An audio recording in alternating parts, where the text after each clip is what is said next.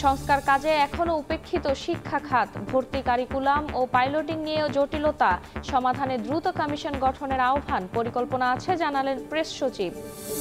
সবসময় তো দাম বেড়েই যাচ্ছে, কমার তো কোনো দেখতেছি না। আমরা দোকানদার তো পাগলে দিতেছি, কাস্টমারের সাথে আমরা পাগলে দিতেছি।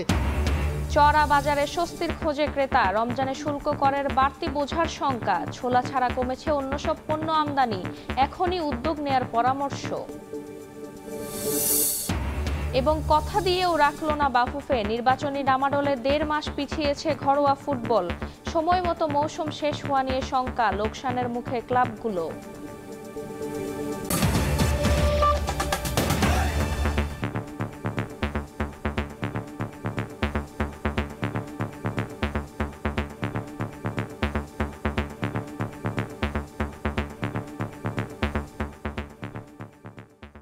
ভোরের সময় সঙ্গে আছি আমি ফারজানা আক্তার। অভ্যুত্থানে হত্যায় দায়ীদের বিচার হওয়ার পর আওয়ামী লীগকে নির্বাচনে স্বাগত জানানো হবে বলে জানিয়েছেন প্রধান উপদেষ্টা ডক্টর মোহাম্মদ ইউনূস। যুক্তরাষ্ট্রভিত্তিক টাইমস ম্যাগাজিনকে দেয়া সাক্ষাৎকারে তিনি একথা বলেন। বৃহস্পতিবার প্রকাশিত প্রতিবেদনে প্রধান উপদেষ্টা আরও বলেন, নির্বাচনে অংশগ্রহণের ক্ষেত্রে অন্য যে কারো মতো তারাও স্বাধীন, সবাই সুষ্ঠু বিচার পাবেন বলেও জানান ডক্টর ইউনূস। গণঅভ্যুত্থানের মুখে 5ই আগস্ট সাবেক প্রধানমন্ত্রী শেখ হাসিনা দেশ ছেড়ে পালালে 2 দিন পর নোবেল বিজয়ী অর্থনীতিবিদ ডক্টর মোহাম্মদ ইউনূস অন্তর্বর্তী সরকারের প্রধান হিসেবে দায়িত্ব নেন। এরপর থেকে বিভিন্ন হত্যা মামলায় ধরা পড়তে থাকেন আওয়ামী লীগ সরকারের সাবেক মন্ত্রী, এমপি ও আমলারা। এবার যুক্তরাষ্ট্রভিত্তিক টাইমস ম্যাগাজিনকে দেয়া সাক্ষাৎকারে আওয়ামী লীগের রাজনীতি নিয়ে কথা বললেন প্রধান উপদেষ্টা ডক্টর মোহাম্মদ ইউনূস। বৃহস্পতিবার প্রকাশিত প্রতিবেদনে তিনি বলেন, দায়ী ব্যক্তিদের বিচার হওয়ার পর আওয়ামী লীগকে নির্বাচনে স্বাগত জানানো হবে। নির্বাচনে অংশগ্রহণের ক্ষেত্রে যে কারো মতো তারাও স্বাধীন, রাজনৈতিকভাবে দলটিকে মোকাবিলা করা হবে। এ সময় নির্বাচন নিয়ে তাড়াহুড়ো করতে চান না জানিয়ে প্রধান উপদেষ্টা বলেন, এখনও নির্বাচনের কোনো তারিখ দেওয়া সম্ভব হয়নি। একই সঙ্গে প্রধান উপদেষ্টা দেশের প্রেক্ষাপটে শিক্ষার্থীদের ভূমিকা নিয়ে বলেন, তরুণদের ধ্যান ধারণা উচ্চাকাঙ্ক্ষাপূর্ণ, তারা এ অভ্যুত্থানের মাধ্যমে নিজেদের ভবিষ্যৎ চিত্রিত করেছে। বাংলাদেশ আগে যা দেখেছে তার থেকে অনেক বড় কিছু করেছে তরুণরা। প্রতিবেদনে বলা হয়, বাংলাদেশের সবচেয়ে পুরনো রাজনৈতিক দল আওয়ামী লীগের অংশগ্রহণ ছাড়া সত্যিকার জাতীয় ঐকমত্য সম্ভব নাও হতে পারে। নাদিম মারজান, সময় সংবাদ। দীর্ঘ 1 যুগ পর বৃহস্পতিবার সশস্ত্র বাহিনী দিবসের সংবর্ধনায় যোগ দিলেন সাবেক প্রধানমন্ত্রী ও বিএনপি চেয়ারপারসন বেগম খালেদা জিয়া। প্রধান উপদেষ্টা ডক্টর ইউনূস বলেন, দীর্ঘদিন বেগম জিয়াকে আসতে দেয়া হয়নি সেনাকুঞ্জের কোনো অনুষ্ঠানে। তাকে আনতে পেরে নিজেকে সৌভাগ্যবান বলে মনে করেন প্রধান উপদেষ্টা। বলেন, জুলাই অভ্যুত্থানে মানুষের পাশে থেকে আস্থা অর্জন করেছে সেনাবাহিনী। একই ফ্রেমে এ সময়ের সবচেয়ে শক্তিশালী 2 ব্যক্তি। ঐতিহাসিক গণ অভ্যুত্থানের পর একজনের ঘাড়ে রাষ্ট্র পরিচালনার গুরুদায়িত্ব, শিক্ষার্থী জনতার আন্দোলনের পর আরেকজন ফিরে পেয়েছেন স্বাভাবিক জীবন। সেনাকুঞ্জের কোনো অনুষ্ঠানে দীর্ঘ 12 বছর পর যোগ দিলেন তিনি। বেগম খালেদা জিয়া ও ডক্টর মোহাম্মদ ইউনূসের এই কুশল বিনিময়ই বলে দেয় বাংলাদেশের রাজনীতির অনেক কিছু। বিকাল 4টার কিছু আগে অনুষ্ঠান স্থলে আসেন বেগম জিয়া। এ সময় তার সঙ্গে ছিলেন ব্যক্তিগত চিকিৎসক, প্রয়াত ছোট ছেলের স্ত্রী শর্মিলী রহমান সিথি সহ অনেকেই। সেখানে বেগম জিয়াকে অভ্যর্থনা জানান দলের মহাসচিব মির্জা ফখরুল ইসলাম আলমগীর ও সরকারের উপদেষ্টারা। পরে ডক্টর ইউনূস চলে যান মূল মঞ্চের দিকে, বেজে ওঠে জাতীয় সঙ্গীত। সেখানে বক্তব্যের শুরুতেই ডক্টর ইউনূস বলেন, দীর্ঘদিন বেগম খালেদা জিয়াকে আসতে দেওয়া হয়নি সেনাকুঞ্জের কোনো অনুষ্ঠানে। তাকে এখানে আনতে পেরে নিজেকে সৌভাগ্যবান বলে মনে করেন তিনি। আজ আমরা বিশেষভাবে সৌভাগ্যবান এবং সম্মানিত যে বাংলাদেশের 3 বারের নির্বাচিত প্রধানমন্ত্রী, বীর মুক্তিযোদ্ধা শহীদ রাষ্ট্রপতি জিয়াউর রহমানের স্ত্রী বেগম খালেদা জিয়া আজ এখানে আমাদের মধ্যে উপস্থিত আছেন। 1 যুগ ধরে তিনি এই মহাসম্মেলনীতে অংশগ্রহণ করার সুযোগ পান নাই, আজকে সুযোগ পেয়েছেন। আমরা সবাই আনন্দিত এবং গর্বিত যে আমরা এই সুযোগ দিতে পেরেছি। ডক্টর ইউনূস আরও বলেন, জুলাই বিপ্লবে মানুষের পাশে থেকে সেনাবাহিনী জাতির আস্থার প্রতীকে পরিণত হয়েছে। সাম্প্রতিক বৈষম্য বিরোধী ছাত্র আন্দোলনে এবং পরবর্তী সময়ে দেশের ক্রান্তি লগ্নে দেশের ছাত্র জনতা এবং সাধারণের পক্ষে দাঁড়িয়ে সশস্ত্র বাহিনী আবারও দেশের মানুষের কাছে আস্থার প্রতীক হিসেবে স্বীকৃতি লাভ করেছে। পরে দেশের সব রাজনৈতিক দলের নেতারা সাবেক প্রধানমন্ত্রীর সঙ্গে কুশল বিনিময় করেন। এ সময় তারা মেতে ওঠেন আড্ডায়। দেখা করেন সরকারে থাকা বৈষম্য বিরোধী ছাত্র আন্দোলনের নেতারাও। সেখান থেকে বেগম জিয়া রওনা হন গুলশানের উদ্দেশ্যে। অসংখ্য ভক্ত অনুরাগী ঘিরে ধরেন তাকে। সবার সঙ্গে হাসি মুখে কথা বলেন বেগম খালেদা জিয়া। সেনাপ্রধান জেনারেল ওয়াকারুজ্জামান বেগম খালেদা জিয়াকে বিদায় দেন। নাজমুস সালেহী, সময় সংবাদ, ঢাকা। দীর্ঘ ৭ বছর পর প্রকাশ্যে কোনো অনুষ্ঠানে সশরীরে যোগ দিলেন বিএনপি চেয়ারপারসন বেগম খালেদা জিয়া। সশস্ত্র বাহিনী দিবস উপলক্ষে ঢাকা সেনানিবাসে আয়োজিত সংবর্ধনা অনুষ্ঠানে যোগ দেন সাবেক প্রধানমন্ত্রী। পুরো গাড়িবহর ঘিরে তখন নেতাকর্মীদের উচ্ছ্বাস।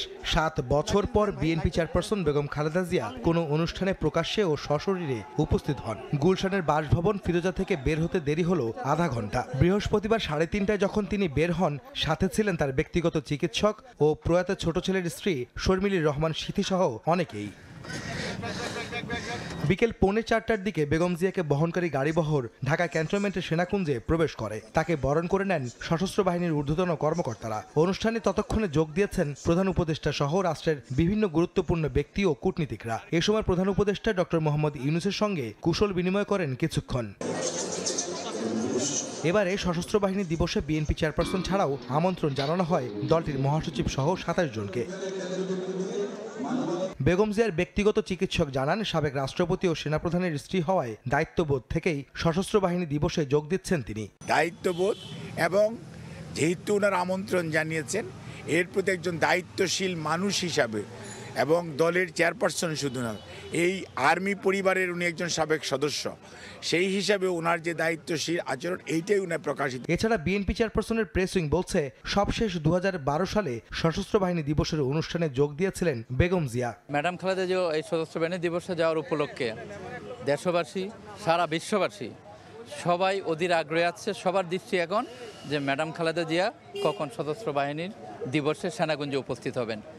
গণমাধ্যমের বদলতে দেশবাসী কিভাবে ওনাকে দেখবেন, এই প্রত্যাশাটা সবার মধ্যে। 2010 সালের 13 নভেম্বর ঢাকা সেনানিবাসের মইনুল রোডে তার স্বামী জিয়াউর রহমানের বাড়ি থেকে উচ্ছেদ করা হয় বিএনপি নেত্রীকে। সেই ক্যান্টনমেন্টে সশস্ত্র বাহিনী দিবসে অতিথি হিসেবে 1 যুগ পর গেলেন তিনি। একই দিবসে সবশেষ 2012 সালে যোগ দিয়েছিলেন বেগম জিয়া। আহমেদ সালেহীন, সময় সংবাদ, ঢাকা। সশস্ত্র বাহিনী দিবসে রাষ্ট্রপতি মোহাম্মদ শাহাবুদ্দিনের সঙ্গে সৌজন্য সাক্ষাৎ করেছেন 3 বাহিনীর প্রধানগণ। বৃহস্পতিবার সন্ধ্যায় বঙ্গভবনে সেনাবাহিনী প্রধান জেনারেল ওয়াকারুজ্জামান, নৌবাহিনী প্রধান অ্যাডমিরাল মোহাম্মদ নাজমুল হাসান এবং বিমান বাহিনী প্রধান air chief marshal Hasan Mahmud Khan রাষ্ট্রপতির সঙ্গে সাক্ষাৎ করেন। সাক্ষাৎকালে রাষ্ট্রপতি মোহাম্মদ শাহাবুদ্দিন দিবসটি উপলক্ষে সশস্ত্র বাহিনীর সব সদস্য ও তাদের পরিবারবর্গকে শুভেচ্ছা ও অভিনন্দন জানান। মুক্তিযুদ্ধের মাধ্যমে গড়ে ওঠা সশস্ত্র বাহিনী গর্বের প্রতীক উল্লেখ করে তিনি বলেন, দেশের স্বাধীনতা ও সার্বভৌমত্ব রক্ষার পাশাপাশি বিশ্বের বিভিন্ন দেশে শান্তি মিশনে সশস্ত্র বাহিনীর সদস্যগণ দায়িত্ব পালনের মাধ্যমে দেশের ভাবমূর্তি উজ্জ্বল করছে। রাষ্ট্রপতি মোহাম্মদ শাহাবুদ্দিন বৈষম্য বিরোধী ছাত্র আন্দোলন পরবর্তী দেশের আইনশৃঙ্খলা রক্ষা এবং শান্তি প্রতিষ্ঠায় সশস্ত্র বাহিনীর সদস্যদের ভূমিকার প্রশংসা করেন।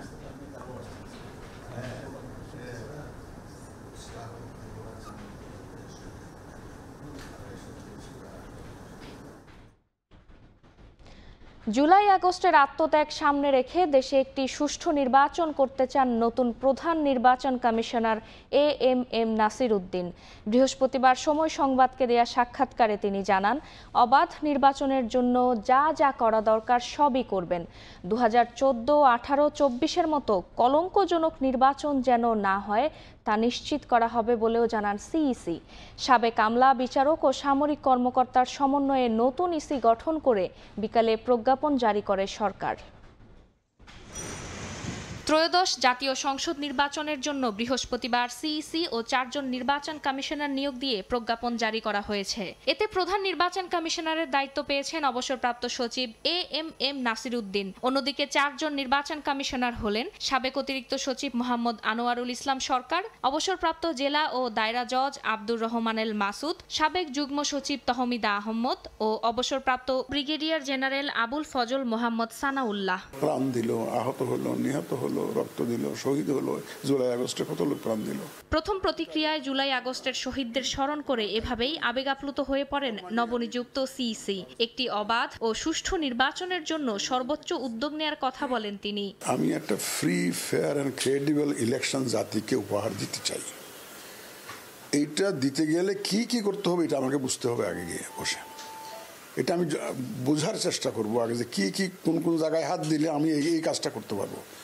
তা আমি সৌভাগ্যবান বলবো একদিক থেকে যে আমাদের একটা রিফর্মস কমিশন কাজ করছে এবং under able leadership of mister Badiul Alam Majumdar, doctor Badiul Alam Majumdar, ওনারা বিশেষজ্ঞ মানুষ।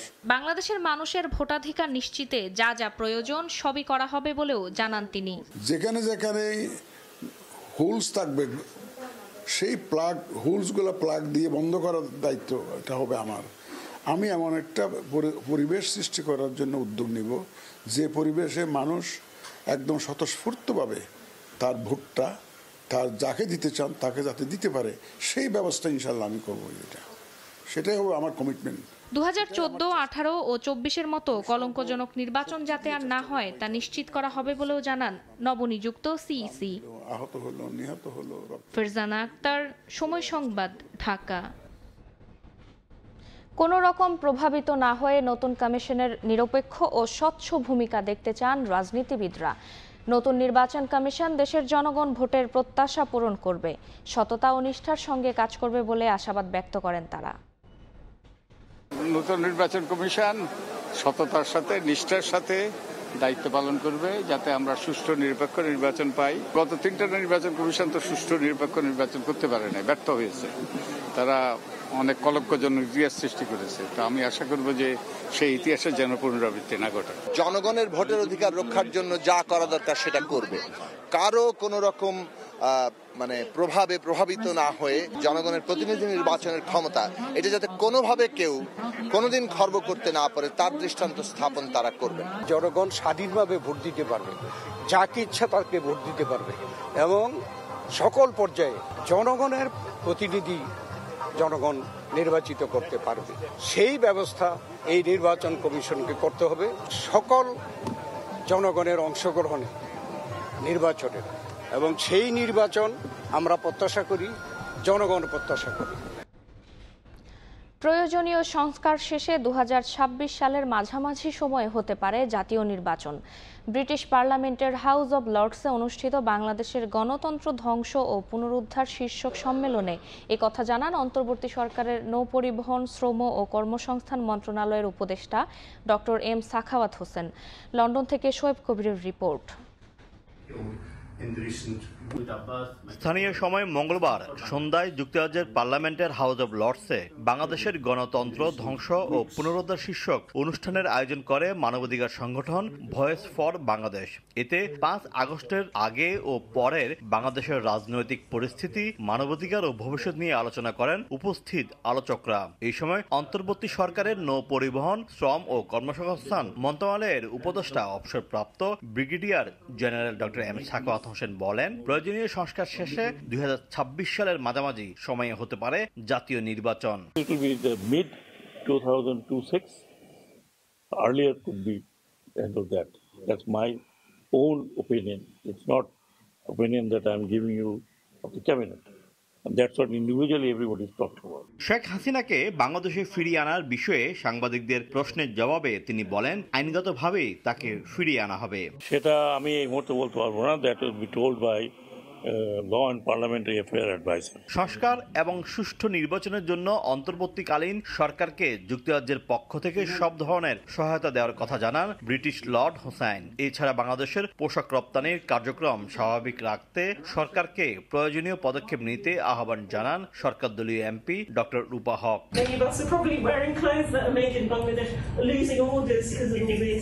এছাড়া অনুষ্ঠানে উপস্থিত ছিলেন বাংলাদেশের বংশোদ্ভূত রাজনীতিবিদ, সাংবাদিক, আইনজীবী, মানবাধিকার কর্মী সহ নানা শ্রেণী পেশার মানুষ। শোয়েব কবির, সময় সংবাদ, লন্ডন। 21শে আগস্ট গ্রেনেড হামলা মামলার আপিল শুনানি শেষ হয়েছে। যে কোনো দিন রায় দেবেন উচ্চ আদালত। বিচারপতি AKM আসাদুজ্জামান ও বিচারপতি সৈয়দ এনায়েত হোসেনের বেঞ্চ রায় ঘোষণার জন্য মামলাটি অপেক্ষমান রাখেন। 2010 সালের 10 অক্টোবর আলোচিত এই মামলায় সাবেক স্বরাষ্ট্র প্রতিমন্ত্রী লুৎফুজ্জামান বাবর ও বিএনপি নেতা আব্দুস সালাম পিন্টু সহ 19 জনকে মৃত্যুদণ্ড দেন বিচারিক আদালত। যাবজ্জীবন কারাদণ্ড দেয়া হয় 19 জনকে। এ রায়ের বিরুদ্ধে খালাস চেয়ে আপিল করেন বেশ কয়েকজন আসামি, যার শুনানি শেষ হয় বৃহস্পতিবার। আসামি পক্ষের আইনজীবীরা জানিয়েছেন 21 আগস্টের গ্রেনেড হামলার সঙ্গে তারেক রহমানের কোনো সংশ্লিষ্টতা মেলেনি।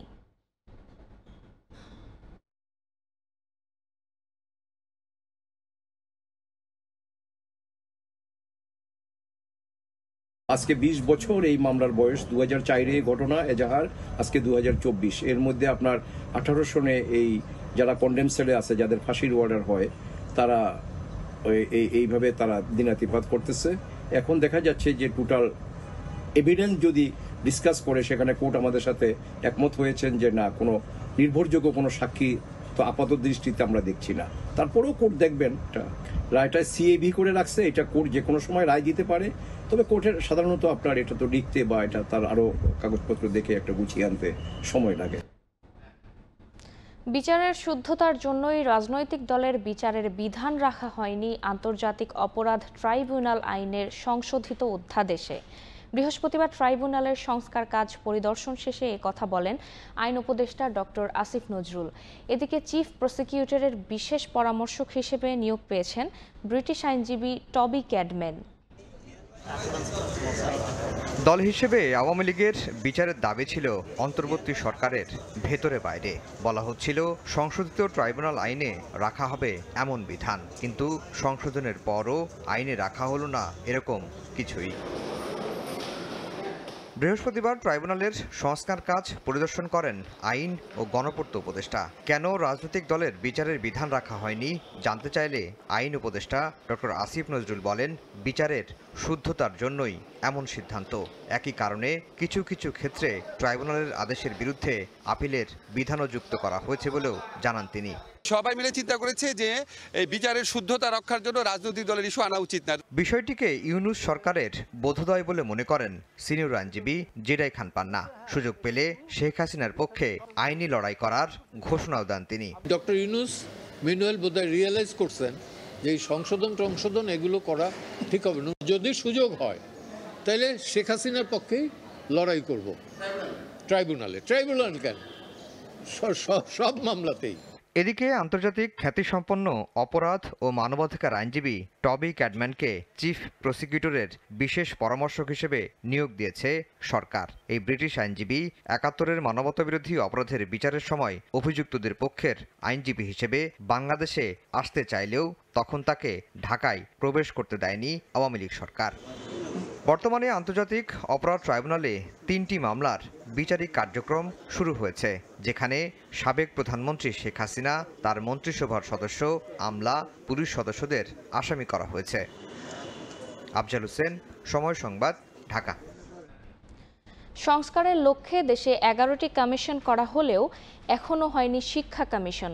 ফলে কলেজকে বিশ্ববিদ্যালয়ে রূপান্তর, প্রাথমিক, মাধ্যমিক ও বিশ্ববিদ্যালয়ের ভর্তি এবং কারিকুলাম নিয়ে সৃষ্টি হয়েছে নতুন সংকট। শিক্ষা বিশেষজ্ঞরা বলছেন, দ্রুত কমিশন গঠন করে সমস্যার সমাধান করতে না পারলে সংস্কার তো দূরের কথা, রুটিন কাজ পরিচালনায় চ্যালেঞ্জ হয়ে দাঁড়াবে। আর প্রধান উপদেষ্টার কার্যালয় বলছে, শিক্ষা কমিশন গঠন নিয়ে সরকারের পরিকল্পনা রয়েছে। শাকির আহমেদের রিপোর্ট। স্বাধীনতার 5 দশক পরেও নির্দিষ্ট হয়নি জাতীয় শিক্ষা দর্শন। ফলে ক্ষমতাসীন সরকার নিজেদের রাজনৈতিক দর্শন অনুযায়ী প্রবর্তন করে কারিকুলাম, রচনা করে পাঠ্য বই। আর সরকার পরিবর্তনের সঙ্গে সঙ্গেই বদলে যায় তা, বাতিল হয় কারিকুলামও। 2012 সালের পাঠ্য বই পরিমার্জন করে 2025 শিক্ষাবর্ষের জন্য ছাপানোর কাজ চলছে। আর 2026 সালে শিক্ষার্থীরা কোন কারিকুলামে পড়াশোনা করবে তা নিয়ে এখনো কোনো সিদ্ধান্তই হয়নি। শিক্ষাবিদরা বলছেন, এখনো কোনো উদ্যোগ না থাকায় এই সময়ের মধ্যে 2026 সালের জন্য কারিকুলাম প্রণয়ন, পাঠ্য বই রচনা ও স্কুল পাইলটিং শেষ করা সম্ভব হবে না। এক বছর মোটেই পর্যাপ্ত নয় একটা শিক্ষাক্রম নতুনভাবে প্রতিষ্ঠা করা। পাঠ্যপুস্তক রচনার জন্য হয়তো আমরা এক বছরে একটা শ্রেণী বা দুটা শ্রেণী একই সাথে তো আমাদের সকল শ্রেণীর যদি করতে হয়, সেটা কিন্তু অনেক জটিলতা তৈরি করে এবং অনেক তাড়াহুড়ার কারণে অনেক ভুল ভ্রান্তি হয়, যেটা আমরা দীর্ঘদিন ধরে দেখে আসছি। তো এখনই উত্তম সময় সেই পরিকল্পনাটা গ্রহণ করবার, না হলে 2026 সালেও কোনো রকম জোড়াতালি দিয়েই এই শিক্ষা ব্যবস্থা পরিচালিত হবে। বিশেষজ্ঞরা বলছেন, শিক্ষা কমিশনের মাধ্যমে জাতীয় শিক্ষা দর্শন প্রতিষ্ঠা করতে না পারলে সংস্কারের লক্ষ্য অর্থহীন হয়ে পড়বে। একটি হোলিস্টিক এডুকেশন কমিটি হতে পারে বা কমিশন হতে পারে, তাদের আন্ডারে কতগুলো সাব কমিটি বা টাস্কফোর্স করে টোটাল জিনিসগুলোকে নিয়ে এসে সরকারকে দ্রুত উদ্যোগ নিতে হবে। আদারওয়াইজ কিন্তু টোটাল যে সরকারের লক্ষ্য, টোটাল যে সংস্কারের উদ্দেশ্য, পুরোটাই ভেস্তে যাওয়ার সম্ভাবনা রয়েছে। প্রধান উপদেষ্টার কার্যালয় বলছে, কমিশন গঠনের পরিকল্পনা রয়েছে তাদের। শিক্ষার অবশ্যই এটা কাজ হবে, বাট এটা কখন এই কমিশনটা হবে এখনো এটা ডিসিশন হয়নি। এর আগে সবশেষ শিক্ষানীতি প্রণয়নে ডক্টর কবির চৌধুরীর নেতৃত্বে কমিশন গঠন করে সরকার, যার তেমন কিছুই বাস্তবায়ন হয়নি। শাকির আহমেদ, সময় সংবাদ, ঢাকা। রমজান সামনে রেখে সরকারের পক্ষ থেকে ব্যাপক প্রস্তুতির কথা শোনা গেলেও আমদানির তথ্য বলছে ভিন্ন কথা। ছোলা ছাড়া অন্য কোনো পণ্য আমদানির জন্য ঋণপত্র খোলা ও নিষ্পত্তির হার কমেছে। এর মধ্যে আবার আমদানিকারকরা জানাচ্ছেন, উচ্চমূল্যের বাজারে রমজানে দরকারি পণ্য কিনতে শুল্ক করের বাড়তি বোঝা টানতে হবে ভোক্তাকে। অর্থনীতিবিদরা বলছেন, মার্চে শুরু হতে যাওয়া রমজানের জন্য আমদানি বাড়ানোর সময় এখনই, না হলে ব্যবস্থাপনাগত দুর্বলতায় পণ্যের দাম আরও বাড়তে পারে।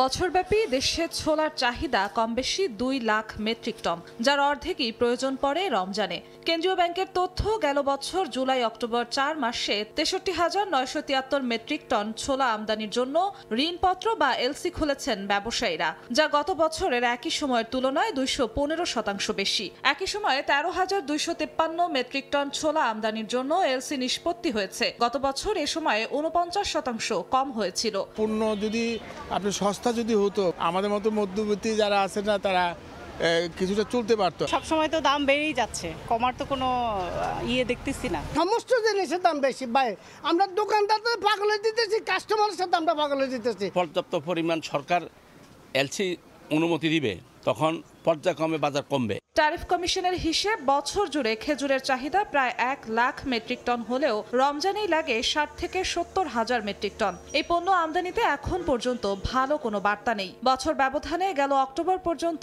4 মাসে খেজুর আমদানিতে এলসি খোলা কমেছে প্রায় 29%, নিষ্পত্তিও কমেছে 69%-এর কাছাকাছি।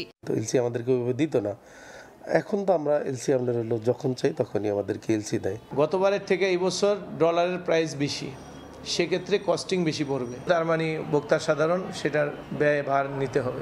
ইফতারের আরেক অনুষঙ্গ পেঁয়াজু বানাতে রমজানে পেঁয়াজের চাহিদাও বাড়ে, অথচ গেল অর্থ বছরের প্রথম 4 মাসে পণ্যটি আমদানিতেও এলসি খোলা ও নিষ্পত্তি কমেছে যথাক্রমে 37 থেকে 65%। বিশ্লেষকরা বলছেন, সরবরাহ বাড়াতে না পারলে ভোক্তা ভোগান্তি বাড়বে। রমজানের সময় পার্টিকুলার কয়েকটা পণ্যের ক্ষেত্রেই আমাদের চাহিদাটা বেশি বাড়ে। আমদানিকারকদেরকে কিছুটা আমার মনে হয় যে উৎসাহিত করা, প্রণোদিত করারও প্রয়োজন পড়বে, যাতে করে তারা সময় মতো এই আমদানিটা এনে আমাদের স্টকে রাখতে পারেন এবং সময় মতো রিলিজ করতে পারেন। বাংলাদেশ ব্যাংকের তথ্য, গত বছর জুলাই অক্টোবরে আলু আমদানির কোনো এলসি খোলা না হলেও এবার এ সময়ে 4,906 মেট্রিক টনের এলসি খুলেছেন ব্যবসায়ীরা।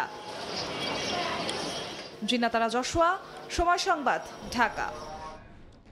রমজানের দাম সহনীয় পর্যায়ে রাখতে খেজুর আমদানিতে শুল্ক কর কমিয়ে প্রজ্ঞাপন জারি করেছে জাতীয় রাজস্ব বোর্ড এনবিআর। বৃহস্পতিবার এই প্রজ্ঞাপন জারি করা হয়। এনবিআরের এই সিদ্ধান্ত আগামী 31 মার্চ পর্যন্ত কার্যকর থাকবে বলে জানানো হয়েছে। রমজানে সাধারণ মানুষের ক্রয় ক্ষমতার মধ্যে রাখতে খেজুর আমদানিতে শুল্ক 25% থেকে কমিয়ে 15%, অগ্রিম আয়কর 10% থেকে কমিয়ে 3% ও বিদ্যমান 5% আগাম কর সম্পূর্ণ প্রত্যাহার করা হয়েছে। এতে এই পণ্য আমদানিতে মোট কর 63.60% থেকে কমিয়ে 38.70% করা হয়েছে। এতে মানভেদে প্রতি কেজি খেজুরের আমদানি ব্যয় প্রায় 60 টাকা থেকে 100 টাকা কমতে পারে বলে জানিয়েছে সংস্থাটি। ব্যাটারি চালিত রিকশা চলাচল বন্ধের প্রতিবাদে চলমান শ্রমিক আন্দোলন জোর করে নয়, বরং আলোচনার মাধ্যমে সুষ্ঠু সমাধান করতে হবে। বৃহস্পতিবার এক সংবাদ সম্মেলনে অন্তর্বর্তী সরকারের কাছে এই আহ্বান জানান গণতান্ত্রিক অধিকার কমিটির সদস্য আনু মুহাম্মদ। তিনি আরও বলেন, কেউ দাবি নিয়ে এলে তাদের অপরাধীর ট্যাগ দেয়া যাবে না।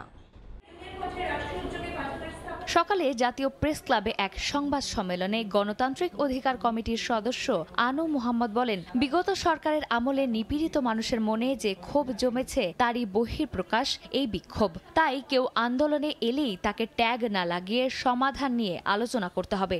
জোর জবরদস্তি কিংবা ধরপাকড় কিংবা কেউ আন্দোলন করলেই তাকে ট্যাগ লাগানো, এই প্রবণতাটা যেটা অতীতের সরকারের সময় ছিল, এইটা যেন অব্যাহত না থাকে। এটা আলোচনা করতে হবে, তাদের সাথে বিভিন্ন ধরনের সংগঠন আছে, তাদের সাথে আলোচনা করে সমাধান করতে হবে, সমাধানের পথে যেতে হবে।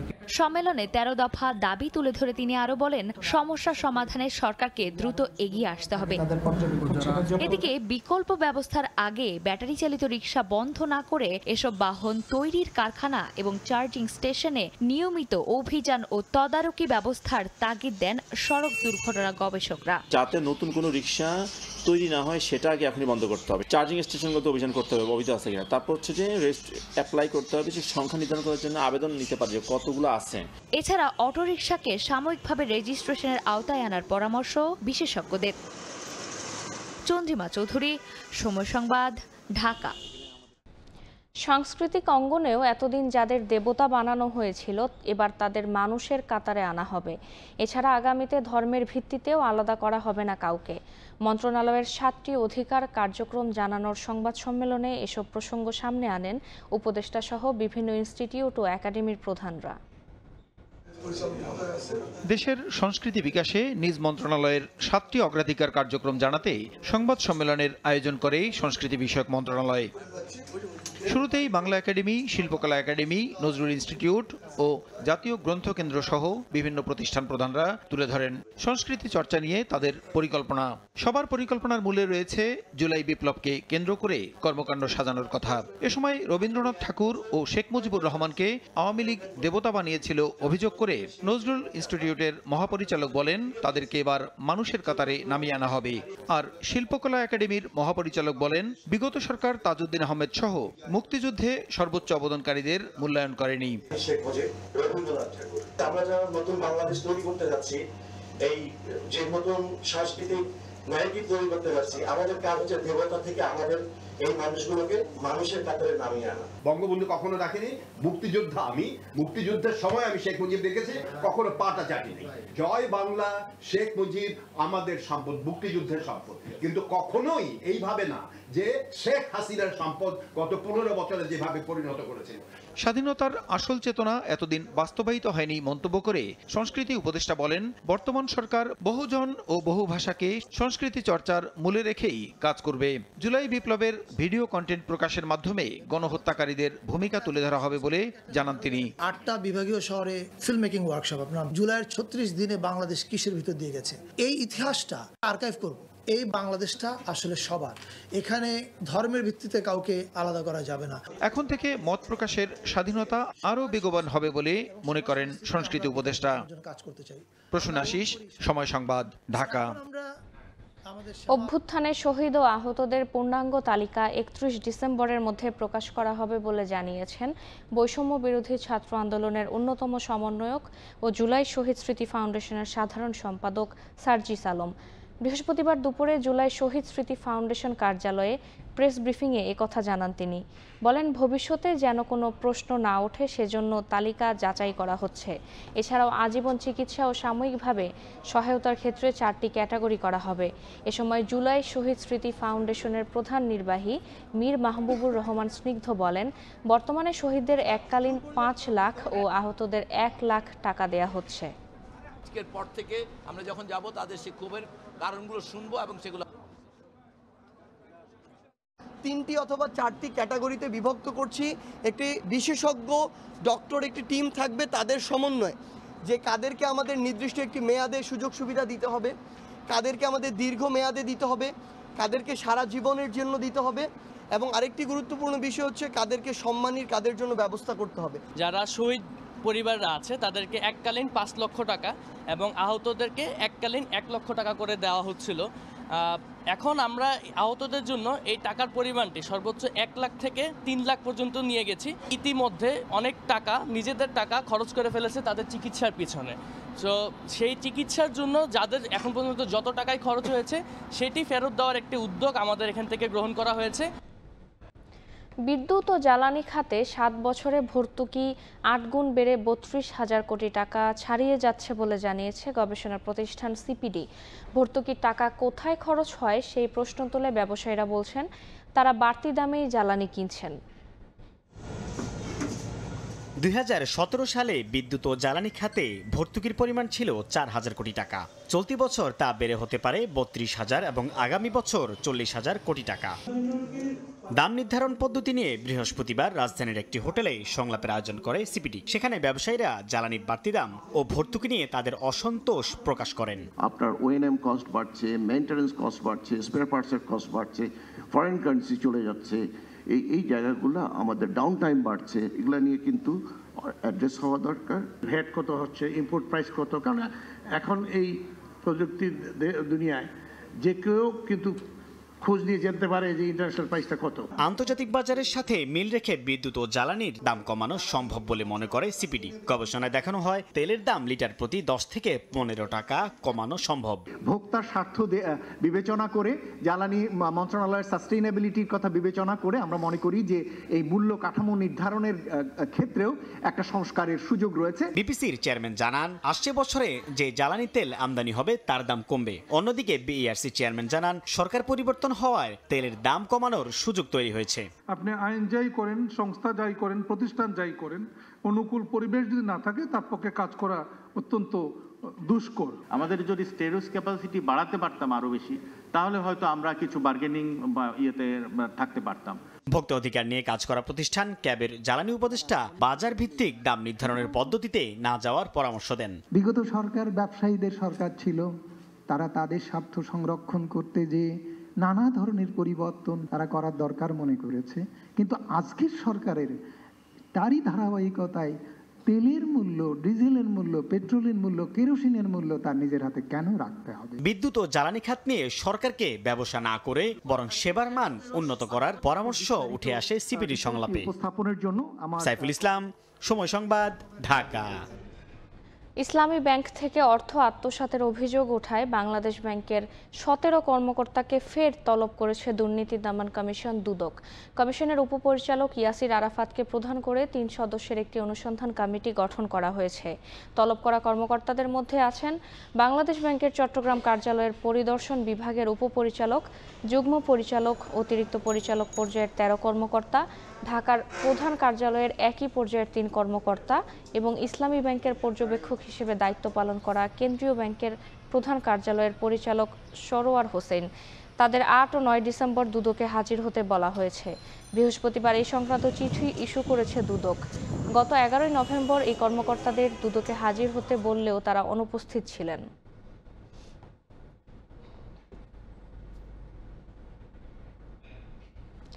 বিশ্বের একমাত্র স্বীকৃত চক্ষু চিকিৎসা শিক্ষা ও সার্জিক্যাল উড়ন্ত চক্ষু হাসপাতাল অরবিস এখন চট্টগ্রামে। 12 দিনের সফরে এসেছে এই বিশেষায়িত হাসপাতালটি।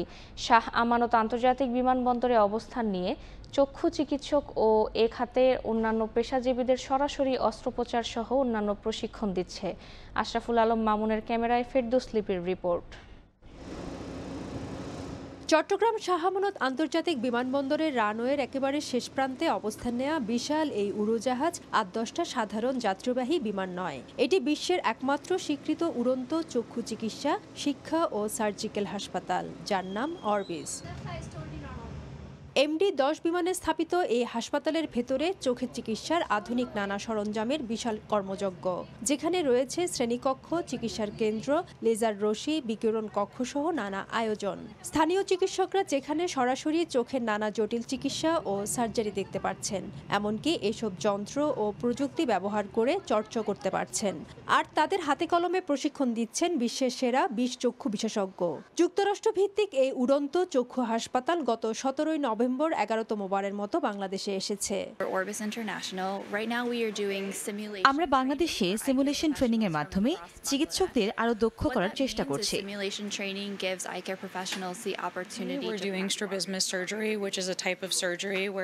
এর মাধ্যমে চক্ষু চিকিৎসকরা যেন সঠিকভাবে জটিল সার্জারিগুলো করতে পারে সে বিষয়ে ট্রেনিং দেওয়া হচ্ছে। সর্বপ্রথম 1985 সালে বাংলাদেশে প্রশিক্ষণ কর্মসূচি নিয়ে আসে অরবিস উড়ন্ত চক্ষু হাসপাতাল। এরপর সর্বশেষ দেশে আসে 2017 সালে। এখানে আমরা সিমুলেটেড আইয়ের ট্রেনিং করতেছি। আমাদের নিজস্ব কর্মক্ষেত্রে গিয়ে আমরা এটা আবার পেশেন্টের উপর অ্যাপ্লাই করতে পারবো। স্কুইন সার্জারি, মানুষের চোখ যে বাঁকা থাকে, বাঁকাটাকে কিভাবে সোজা করা হয়, ওটা আমরা এখানে শিখতেছি। পৃথিবীব্যাপী 200-টির বেশি দেশে ও অঞ্চলে কাজ করা এই উড়ন্ত চক্ষু হাসপাতাল বাংলাদেশের প্রশিক্ষণ শেষে পরবর্তী গন্তব্য রুয়ান্ডায়। চোখের চিকিৎসার অত্যাধুনিক নানা যন্ত্রপাতি এবং বিশ্বের সেরা সেরা চক্ষু বিশেষজ্ঞদের দ্বারা পরিচালিত এই যে প্রশিক্ষণ, তা দেশের চিকিৎসকদের আরও বেশি সমৃদ্ধ করবে এমন প্রত্যাশা। ফেরদৌস লিপি, সময় সংবাদ, চট্টগ্রাম।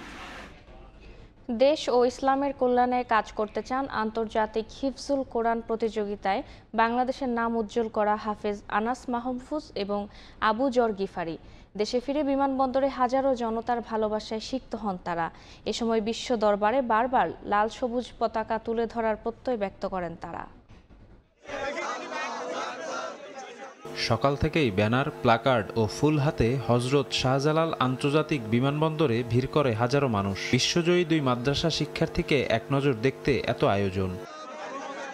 কুয়েতে অনুষ্ঠিত 13তম আন্তর্জাতিক হিফজুল কোরআন প্রতিযোগিতায় প্রথম স্থান অধিকার করেন গোপালগঞ্জের হাফেজ আনাস মাহফুজ। একই প্রতিযোগিতায় কেরাত শাখায় তৃতীয় হন বরিশালের আবুজর গিফারি। বিশ্বমঞ্চে দেশের নাম উজ্জ্বল করে বৃহস্পতিবার সকালে দেশে ফেরেন তারা।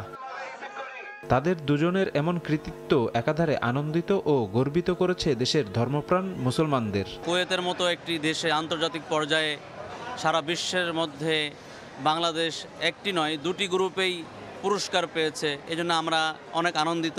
আরব দেশকে পিছনে ফেলে দেয়, এটা কিন্তু বড় ধরনের ছোট কোনো বিষয় না, অনেক বড় একটা বিষয়। এই অর্জন হচ্ছে আমাদের লাল সবুজের অর্জন। আনাস এবং আবুজর গিফারির এই অর্জনে খুশি তাদের পরিবার। আন্তর্জাতিক অঙ্গনের এই প্রাপ্তি দেশের মাদ্রাসা শিক্ষা ব্যবস্থার অবদান বলে দাবি শিক্ষকদের। দেশের ধর্মপ্রাণ মুসলমানের জন্য, বহির্বিশ্বে বাংলাদেশের পরিচয় পরিচিতির জন্য আমার ছেলেরা কাজ করবে। মাদ্রাসা শিক্ষা ব্যবস্থা যে উন্নত, বহির্বিশ্বে তারা বারবার পুরস্কার ছিনিয়ে নিয়ে আসতেছে, বহির্বিশ্বে বাংলাদেশের নামকে তারা এই শিক্ষা ব্যবস্থার নামটাকে উজ্জ্বল করতেছে। এটা অন্য কোনো শিক্ষা ব্যবস্থা এখন পর্যন্ত হয় নাই। কিরাত বিভাগে যে বিভাগে আমি অর্জন করেছি, সেই বিভাগ ইনশাআল্লাহ এখন থেকে নিয়মিত ধারাবাহিকভাবে ভালো করবে ইনশাআল্লাহ, সেই প্রত্যাশা রাখছি। দোয়া করবেন, আমি যেন সামনে আরো ভালো করতে পারি। আমার মা বাবার জন্য দোয়া করবেন, আমার উস্তাদদের জন্য দোয়া করবেন। বিশ্বের 74টি দেশের প্রতিযোগীদের সঙ্গে লড়াই করে বাংলাদেশকে সম্মানিত করেছে আনাস মাহফুজ ও আবুজর গিফারি। শফিক মুন্সি, সময় সংবাদ, ঢাকা। দীর্ঘদিন সংস্কারের অভাবে টাঙ্গাইল পৌরসভার বেশিরভাগ সড়কের বেহাল দশা। ভাঙা সড়কে চলাচলে অন্তহীন ভোগান্তি নিত্যসঙ্গী। এতে প্রায় ঘটছে ছোট বড় দুর্ঘটনা। এছাড়া প্রতিনিয়ত নষ্ট হচ্ছে যানবাহনের যন্ত্রাংশ। দ্রুত সড়ক সংস্কারের আশ্বাস দিয়েছে পৌর কর্তৃপক্ষ। কাদির তালুকদারের পাঠানো তথ্য ও রাশেদ খানের ছবি নিয়ে রিপোর্ট। কোথাও কোথাও উঠে গেছে কার্পেটিং, কোথাও সৃষ্টি হয়েছে ছোট বড় গর্ত। খানাখন্দে ভরা সড়কে হেলে দুলে ঝুঁকি নিয়ে চলছে যানবাহন। দীর্ঘদিন সংস্কারের অভাবে টাঙ্গাইল পৌরসভার বেশিরভাগ সড়কের বেহাল দশা। ভাঙা সড়কে চলাচল করতে ভোগান্তি পোহাচ্ছেন পৌরবাসী। এছাড়া প্রায়ই ঘটছে ছোট বড় দুর্ঘটনা, এমনকি প্রতিনিয়ত বিকল হচ্ছে যানবাহনের যন্ত্রাংশ। দীর্ঘদিন যাবতীয় এই রাস্তাটা ভয়াবহ অবস্থা, মানুষ চলাচলে একেবারে অনুপযোগী। প্রতিনিয়ত রিক্সা উল্টা যায়, গাড়ি উল্টা যায়। কি তাতে কলজাম এটা বাইরে যাওয়ার নয়। এই রাস্তাঘাট এত খারাপ, মানে আমরা গাড়ি চালাবারই পারি না। আমাদের এই রাস্তাটা দ্রুত সংস্কার করলে আমরা অনেক উপকৃত হব। তবে দ্রুত সড়ক সংস্কারের আশ্বাস পৌর কর্তৃপক্ষের। টাঙ্গাইল শহরে যে খানাখন্দ এবং ভাঙাচোরা রাস্তা আছে সেগুলো সংস্কারের জন্য আমরা নিয়মিত কার্যক্রম গ্রহণ করছি। আশা করছি যে দ্রুততম সময়ের মধ্যেই আমরা বাজেট বরাদ্দ সাপেক্ষে এই কাজগুলো বাস্তবায়ন করতে পারবো। 1887 সালে প্রতিষ্ঠিত টাঙ্গাইল পৌরসভাটি 1989 সালে ক শ্রেণীতে উন্নীত করা হয়। বর্তমানে পৌরসভার 18টি ওয়ার্ড রয়েছে। সময় সংবাদ, টাঙ্গাইল। ছাত্র আন্দোলনে হামলার পর মামলায় ঘটনায় আত্মগোপনে কিশোরগঞ্জের বাজিতপুরের 11 ইউনিয়নের চেয়ারম্যান। এতে পরিষদে কার্যক্রম স্থবিরতা নেমে এসেছে। জরুরি সেবা না মেলায় চরম ভোগান্তিতে পড়তে হচ্ছে ওই এলাকার বাসিন্দাদের। সংকট নিরসনে শিগগিরই প্রশাসক নিয়োগের কথা ভাবছে স্থানীয় সরকার বিভাগ। নূর মোহাম্মদের পাঠানো তথ্য ও শরীফুল ইসলামের ছবি নিয়ে রিপোর্ট। গত 5 আগস্ট আওয়ামী লীগ সরকারের পতনের পর কিশোরগঞ্জের বাজিতপুরে স্থানীয় সংসদ সদস্য আফজাল হোসেনের বিরুদ্ধে বৈষম্য বিরোধী ছাত্র আন্দোলনে হামলার অভিযোগে অন্তত 9টি মামলা দায়ের করা হয়। এসব মামলায় আফজালের সঙ্গে আসামি করা হয় তার আত্মীয়, সহযোগী ও উপজেলার 11টি ইউনিয়ন পরিষদের চেয়ারম্যানদেরও। মামলা দায়েরের পর আত্মগোপনে চেয়ারম্যানরা। এতে ইউনিয়ন পরিষদের কার্যক্রমে দেখা দেয় স্থবিরতা। নাগরিক সেবা পেতে ভোগান্তিতে বাসিন্দারা। চেয়ারম্যান মহোদয় অনুপস্থিত থাকার কারণে আমরা সাইন করার যে বিষয়টা, এটা নিয়ে আমরা একটু সমস্যা পড়তেছি। সকাল থেকে নিয়ে এই পর্যন্ত করতেছি, অন্য কাজ হইতেছে না। জনগণ এটা একটু ভোগান্তির শিকার হচ্ছে। প্যানেলে দেওয়া হোক, আর নাইলে অন্য একজন লোক দেওয়া হোক, এটা দিলে আমাদের লোকগুলো লাগে একটু সুবিধা হবে। তবে আত্মগোপনে থেকেও সচিবদের মাধ্যমে জরুরি সেবার কাগজপত্রে স্বাক্ষর করছেন কেউ কেউ। চেয়ারম্যানশিপ না থাকার কারণে অফিসিয়াল বিভিন্ন কাজ সঠিক সময়ে আমরা সিগনেচার করাতে পারতেছি না। তাছাড়া পাবলিক প্রতিদিনের কাজ প্রতিদিন করে নিতে পারতেছে না। আমার যতটুকু কাজ সেগুলো আমি করে জনগণকে দিচ্ছি, তারপর জনগণ ওনার সাথে যোগাযোগ করে ওনার সিগনেচার নিচ্ছে। উপজেলা প্রশাসন বলছে এরই মধ্যে 4টি ইউনিয়নে প্যানেল চেয়ারম্যান দায়িত্ব পালন করছেন। বাকি 7টিতে প্রশাসক নিয়োগের জন্য জেলা প্রশাসকের কাছে চিঠি দেওয়া হয়েছে। লিখিত সুপারিশ আসবে যে এখানে ইউনিয়ন পরিষদের চেয়ারম্যান কাজ করতে পারছেন না বা মামলার আসামি হচ্ছে, সেক্ষেত্রে আমরা প্রয়োজনীয় ব্যবস্থা নেব। আর অবশ্যই নাগরিকের যে বিষয়টা রয়েছে সেটা নাগরিক যাতে কোনোভাবেই ভোগান্তির শিকার না হয় সেই বিষয়টা আমরা দেখব। এলাকাবাসীর তথ্য মতে গত ইউপি নির্বাচনে বাজিতপুরের 11 ইউনিয়নে চেয়ারম্যান নির্বাচিত হন কিশোরগঞ্জ 5 আসনের সাবেক সংসদ সদস্য মোহাম্মদ আফজাল হোসেনের স্বজন ও তার সহযোগীরা। সময় সংবাদ, কিশোরগঞ্জ।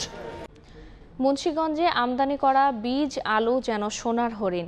এবছর প্রথমে 11,000 টাকা দরে মিললেও এখন কিনতে গুনতে হচ্ছে দ্বিগুণ দাম। সেই সঙ্গে সারের দামও চড়া। এতে ক্ষোভ ঝরছে কৃষকের কণ্ঠে। তাদের অভিযোগ, সিন্ডিকেট করে বাড়ানো হয়েছে বীজ আলুর দাম। আবু সাইদের ছবিতে নাসির উদ্দিন উজ্জ্বলের রিপোর্ট। আলু উৎপাদনের অন্যতম শীর্ষ জেলা মুন্সিগঞ্জে শুরু হয়েছে আলু রোপণের মৌসুম। বিস্তীর্ণ জমিতে কৃষক ব্যস্ত বীজ আলু রোপণে। বর্ষার পানি সরে যাওয়ার পরই জমি প্রস্তুত করেও উন্নত বীজের জন্য চ্যালেঞ্জে পড়তে হচ্ছে তাদের। হল্যান্ড থেকে আমদানিকৃত বীজের 50 কেজির প্রতি বাক্স আলু বিক্রি হচ্ছে অন্তত 25,000 টাকায়। গেল বছর একই পরিমাণ বীজ আলুর দাম ছিল 7 থেকে 8,000 টাকা।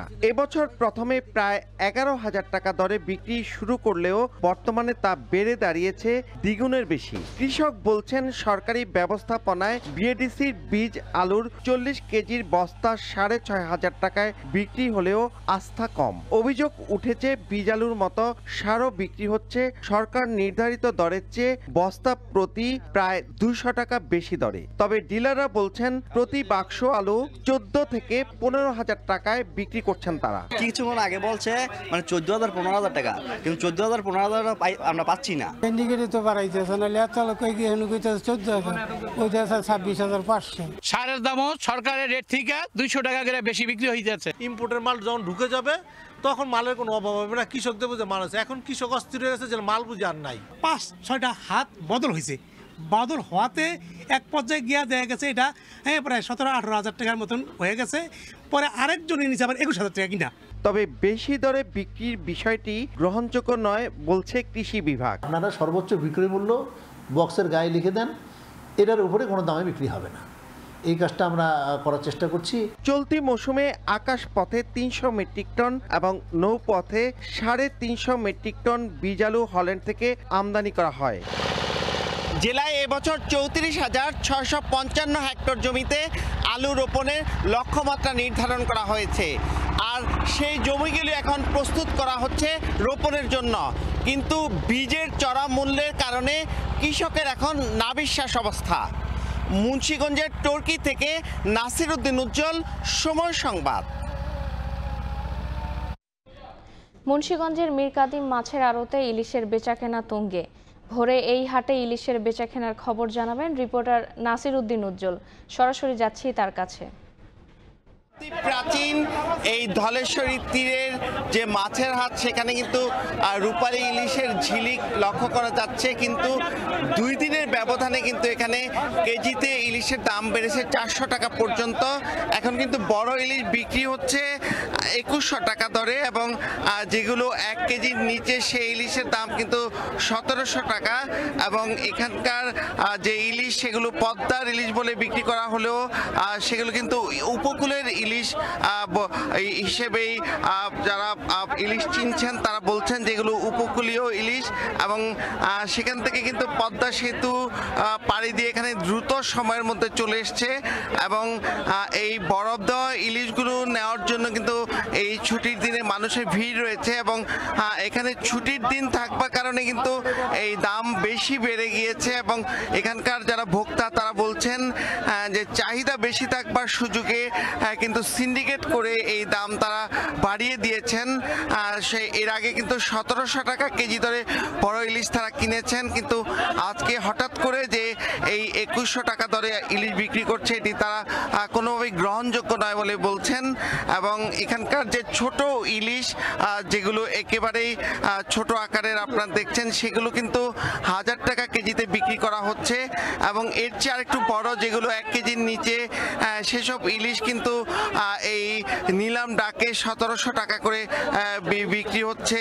এবং বিভিন্ন সাইজের ইলিশ এখানে উঠেছে। এবং মা ইলিশ রক্ষা অভিযানের পর যে 4 নভেম্বর থেকেই বাজারে ভালো ভালো ইলিশ মিলছিল, এবং সেই ইলিশগুলো কিন্তু শুধু এই পদ্মার ইলিশ নয়, মেঘনা এবং বিভিন্ন নদীর ইলিশ একই সঙ্গে উপকূলীয় থেকে ইলিশ আসছিল। কিন্তু এই যে মীরকাদিম হাট, এই হাটে কিন্তু এই বাংলাদেশের উপকূলীয় জেলাগুলো ছাড়াও বিভিন্ন অঞ্চল থেকে নানা রকম খাল বিলের মাছ আসে, এবং এখানকার যে স্থানীয় খাল বিল সেসব মাছও কিন্তু এই হাটে আসে। এবং 45টি আড়ত জুড়ে কিন্তু মাছ আর মাছ, এবং এই খোলা আকাশের নিচের এই আড়তটি কিন্তু শতাব্দী প্রাচীন, এবং এখানে কিন্তু 2 থেকে 3 ঘন্টায় প্রায় কোটি টাকার মাছ বিক্রি হয়।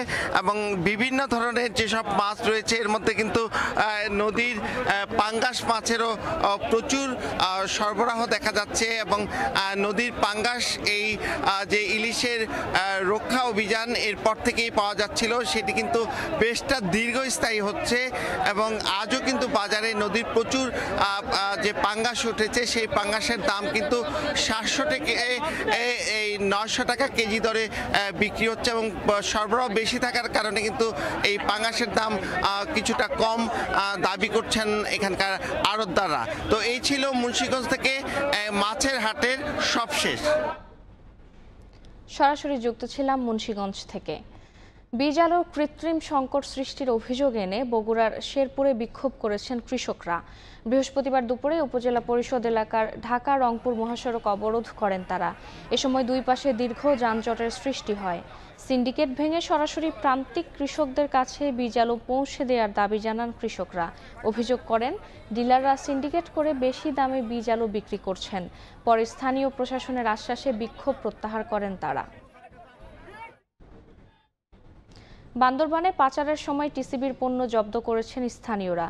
বৃহস্পতিবার রাতে শহরের এসএ পরিবহন কাউন্টারের পাশের এলাকায় এই ঘটনা ঘটে। স্থানীয়রা জানান, থেমে থাকা একটি ট্রাক থেকে টিসিবির পণ্য সরিয়ে নিতে দেখেন তারা। এ নিয়ে সন্দেহ হলে জব্দ করা হয় পণ্যগুলো, তবে পালিয়ে গেছে পাচারকারীরা। খবর পেয়ে ঘটনাস্থল থেকে টিসিবির 22 বস্তা চাল ও 15 বস্তা ডাল জব্দ করে থানায় নিয়ে যায় পুলিশ। নাব্য সংকটে ফরিদপুর নৌবন্দরে পণ্য খালাস ব্যাহত হচ্ছে। এতে একদিকে ক্ষতির মুখে পড়ছেন ব্যবসায়ীরা, অন্যদিকে কাজ কমে যাওয়ায় অলস সময় কাটছে শ্রমিকদের। বিআইডব্লিউটিএ কর্মকর্তারা বলছেন, শিগগিরই শুরু হবে খনন কাজ। শিকদার সজলের তথ্য ও ছবিতে রিপোর্ট। শুষ্ক মৌসুমে নাব্য সংকটে পণ্য খালাসের কাজ ব্যাহত হচ্ছে ফরিদপুর নৌবন্দরে। মালামাল নিয়ে ঘাটে ভিড়তে পারছে না মাঝারি কিংবা বড় জাহাজ। জাহাজ চলাচলে কমপক্ষে 10 থেকে 12 ফুট গভীরতার প্রয়োজন হলেও ঘাট থেকে 10 কিলোমিটার দূরে কোথাও কোথাও গভীরতা রয়েছে 4 থেকে 5 ফুট। দূর দূরান্ত থেকে আসা এসব পণ্যবাহী জাহাজ সিএনবি ঘাট নৌবন্দরে ভিড়তে পারছে না। এতে অচল হতে বসেছে জেলার একমাত্র নৌবন্দর হিসেবে পরিচিত ঘাটটি। ব্যবসায়ীরা বলছেন, ঘাটে জাহাজ না আসতে পারায় চর এলাকায় নোঙর করতে হচ্ছে। এতে একদিকে বেড়ে যাচ্ছে খরচ, অন্যদিকে কাজ হারাচ্ছেন ঘাটের শ্রমিক। ডুবোচরের কারণে মনে করেন জাহাজগুলা আসতে একটু সমস্যা হয়, পরে দেখা গেল আমাদের কাজের একটু সময় লাগে, আমাদের পরে বসে থাকা লাগে। জাহাজ যে সময় আসতে পারে না সে সময় আমাদের কাজের সমস্যা এবং আমাদের সংসার এই দিয়ে চলে। জাহাজ এখানে না আসতে পারায় আমরা মাল উঠানামা করতে পারি না। কোনো কোনো জায়গা আছে মনে করেন বডি ঠিক আছে, ওই সব জায়গায় যদি ডিজেল লাগায় তাহলে মনে কাইটা দিলে মনে করেন আমাদের জাহাজ নিয়ে আসা সুবিধা হবে আর কি। নব্যতার কারণে আমরা কোনো মালামাল এখানে আসা যাওয়ার মতো পরিস্থিতি নাই, জাহাজ থেকে যায়। আমাদের পরবর্তী উপজেলা চরবদর্শন ওখান থেকেই ঠেকতে ঠেকতে আসে, 4-5 জায়গায় ঠেকে, এখানে আমাদের কোনো জাহাজ আসতে পারে না। নাব্য সংকটের কথা স্বীকার করে বিআইডব্লিউটি এর কর্মকর্তা বলছেন, যে কোনো সময় বন্ধ হয়ে যেতে পারে ঘাটটি। ঊর্ধ্বতন কর্তৃপক্ষকে বিষয়টি জানানো হয়েছে, দ্রুতই খননের কাজ শুরু হবে। ফরিদপুর নদী বন্দরের সিএনবি ঘাট যে কোনো মুহূর্তে বন্ধ হয়ে যেতে পারে। নাব্যতার সংকটের কারণে এই ধরনের ঘটনা ঘটবে যে কোনো সময়। যে সমস্ত চর পড়ছে সে সমস্ত অতি শিগগির ড্রেজিং কার্যক্রম শুরু হবে। গত অর্থবছরে ফরিদপুর নৌবন্দর থেকে 1,55,00,000 টাকার রাজস্ব আদায় হয়েছে। সময় সংবাদ, ফরিদপুর। যথাযথ মর্যাদা ও উৎসাহ উদ্দীপনায় নানা আয়োজনে সারা দেশে সশস্ত্র বাহিনী দিবস পালিত হয়েছে। এ উপলক্ষে নৌবাহিনীর বিভিন্ন যুদ্ধ জাহাজ পরিদর্শনের জন্য উন্মুক্ত রাখা হয়। যুদ্ধ জাহাজের বিভিন্ন কলাকৌশল জানতে পেরে উচ্ছ্বসিত দর্শনার্থীরা। দেশের কল্যাণ ও সমৃদ্ধি, সশস্ত্র বাহিনীর উন্নতি ও অগ্রগতি এবং স্বাধীনতা যুদ্ধে আত্মোৎসর্গকারী সশস্ত্র বাহিনীর শহীদদের মাগফিরাত কামনায় যথাযথ মর্যাদায় পালিত হল সশস্ত্র বাহিনী দিবস। দিবসটি উপলক্ষে সাধারণ মানুষের জন্য নৌবাহিনীর বিভিন্ন যুদ্ধজাহাজ পরিদর্শনের জন্য উন্মুক্ত রাখা হয়। ঢাকা, চট্টগ্রাম, খুলনা, বরিশাল ও চাঁদপুরে নৌবাহিনীর জাহাজগুলো ঘুরে দেখার সুযোগ পান দর্শনার্থীরা। চট্টগ্রাম নগরীর নেভাল বার্থে বানৌজা সমুদ্র অভিযান জাহাজটি দেখতে এবং সমুদ্র যুদ্ধে কলাকৌশল জানতে দুপুর থেকে সূর্যাস্ত পর্যন্ত শত শত মানুষ ভিড় করেন। বানৌজা সমুদ্র অভিযান বাংলাদেশ নৌবাহিনীর হ্যামিল্টন শ্রেণীর একটি ফ্রিগেট জাহাজ। জাহাজটি গভীর সমুদ্র এবং উপকূলীয় অঞ্চলে টহল, উদ্ধার ও অনুসন্ধান কার্যক্রমের পাশাপাশি অবৈধ অনুপ্রবেশ ও চোরাচালান এবং জলদস্যুতা দমন, মৎস্য ও প্রাকৃতিক সম্পদ রক্ষায় কার্যকরী ভূমিকা রাখে। বাংলাদেশ নৌবাহিনীর কার্যক্রম এবং আধুনিক সরঞ্জাম সম্বলিত একটি যুদ্ধজাহাজ সম্পর্কে সাধারণ মানুষ যথাযথ ধারণা লাভ করতে পারবেন। এদিকে বরিশালে বানৌজা বরকত যুদ্ধজাহাজটি সবার পরিদর্শনের জন্য উন্মুক্ত করা হয়। শুধু অপারেশনাল কর্মকাণ্ড নয়, মানবতার সেবায় ঘূর্ণিঝড় পরবর্তী সময়ে উপকূলীয় এলাকায় ও কোভিড মহামারীতে ত্রাণ বিতরণে সহায়তার কাজে ব্যবহার হয় বরকত। যে কোনো সময়ের চেয়ে বাংলাদেশ নৌবাহিনী সমৃদ্ধ হয়েছে। বরিশালে কিন্তু কোনো নৌবাহিনীর ঘাঁটি নেই, কিন্তু আমরা খুব সৌভাগ্যবান যে আজকে বাংলাদেশ নৌবাহিনীর একটি যুদ্ধজাহাজ আমরা দেখতে পেয়েছি। নৌবাহিনীর নিজস্ব ব্যবস্থাপনায় জনসাধারণকে যুদ্ধজাহাজ দেখতে সব রকম সহায়তা করা হয় মোংলায়। এ সময় নৌ কর্মকর্তারা বানৌজা কপোতাক্ষ জাহাজের বিভিন্ন যুদ্ধ সরঞ্জাম সম্পর্কে সাধারণ মানুষকে ধারণা দেন। লাবিব হাসান, সময় সংবাদ। গাজায় মানবতা বিরোধী এবং যুদ্ধাপরাধের অভিযোগে ইসরায়েলের প্রধানমন্ত্রী বিনিয়ামিন নেতানিয়াহু ও সাবেক প্রতিরক্ষা মন্ত্রী ইয়োভ গ্যালন্তের বিরুদ্ধে গ্রেফতারি পরোয়ানা জারি করেছেন হেগের আন্তর্জাতিক অপরাধ আদালত। একই অভিযোগে হামাসের সামরিক শাখার শীর্ষ কমান্ডার মোহাম্মদ দেইফের বিরুদ্ধেও পরোয়ানা জারি করা হয়েছে। অবশেষে গুঞ্জনই সত্যি হলো। ইসরায়েলি প্রধানমন্ত্রী বিনিয়ামিন নেতানিয়াহুর বিরুদ্ধে গ্রেফতারি পরোয়ানা জারি করেছেন হেগের আন্তর্জাতিক অপরাধ আদালত আইসিসি। ফিলিস্তিনের অবরুদ্ধ গাজা উপত্যকায় যুদ্ধাপরাধ এবং মানবতা বিরোধী অপরাধের অভিযোগে নেতানিয়াহুর পাশাপাশি সাবেক প্রতিরক্ষা মন্ত্রী ইয়োভ গ্যালান্তের বিরুদ্ধেও জারি করা হয়েছে গ্রেফতারি পরোয়ানা। এছাড়া হামাসের সামরিক শাখার শীর্ষ কমান্ডার মোহাম্মদ দেইফের বিরুদ্ধেও গ্রেফতারি পরোয়ানা জারি করেছেন আন্তর্জাতিক অপরাধ আদালত।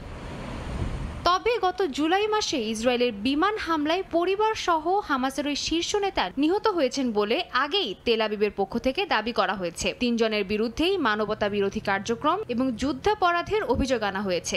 আইসিসির এই সিদ্ধান্তকে যুগান্তকারী উল্লেখ করে স্বাগত জানিয়েছেন ফিলিস্তিনের স্বাধীনতাকামী সংগঠন হামাস।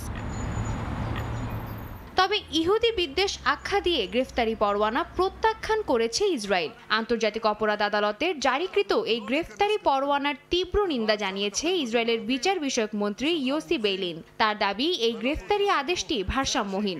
দেশটির আরেক সাবেক সরকারি কর্মকর্তা সামাজিক যোগাযোগ মাধ্যম এক্সের একটি পোস্টে এই রায়কে একতরফা এবং ভণ্ডামি বলে আখ্যা দেন। এদিকে আন্তর্জাতিক আদালতের রায় বাস্তবায়নে তৈরি বলে জানিয়েছে আমস্টারডাম। নেদারল্যান্ডের পররাষ্ট্রমন্ত্রীর বরাতে স্থানীয় গণমাধ্যম এএনপি জানায়, নেদারল্যান্ডের মাটিতে পা ফেলা মাত্র বিনিয়ামিন নেতানিয়াহুকে গ্রেফতার করা হবে। এমনকি প্রয়োজন ছাড়া নেতানিয়াহু প্রশাসনের সঙ্গে সব ধরনের যোগাযোগ বর্জন করার কথাও জানিয়েছে দেশটি। সাদিয়া তাসনিম, সময় সংবাদ। ইসরায়েলি প্রধানমন্ত্রী বিনিয়ামিন নেতানিয়াহুর বিরুদ্ধে আন্তর্জাতিক অপরাধ আদালতের গ্রেফতারি পরোয়ানা জারিকে স্বাগত জানিয়েছে বিশ্বের বিভিন্ন দেশ। ইউরোপীয় ইউনিয়ন বলছে তাদের 27টি দেশই আইসিসির আইন মানতে বাধ্য। ইতালিতে প্রবেশ করলে নেতানিয়াহুকে গ্রেফতারের ঘোষণা দিয়েছে দেশটি। তবে বাইডেন প্রশাসনের পক্ষ থেকে নাকচ করে দেয়া হয়েছে এই রায়। দীর্ঘ 5 মাসের আইনি জটিলতা কাটিয়ে গাজায় নির্বিচারে গণহত্যা চালানোর দায়ে ইসরায়েলি প্রধানমন্ত্রী বিনিয়ামিন নেতানিয়াহুর বিরুদ্ধে গ্রেপ্তারি পরোয়ানা জারি করলেন নেদারল্যান্ডের হেগের আন্তর্জাতিক অপরাধ আদালত আইসিসি। একই অপরাধে দেশটির সাবেক প্রতিরক্ষা মন্ত্রী ইয়োভ গ্যালান্তের বিরুদ্ধে জারি করা হয় গ্রেপ্তারি পরোয়ানা। এতে বিশ্বজুড়ে দেখা দিয়েছে মিশ্র প্রতিক্রিয়া। ইউরোপীয় ইউনিয়নের পাশাপাশি এই গ্রেপ্তারি পরোয়ানাকে স্বাগত জানিয়েছে বিশ্বের বিভিন্ন দেশ। ইইউ বলছে তাদের 27টি দেশই আইসিসির আইন মানতে বাধ্য।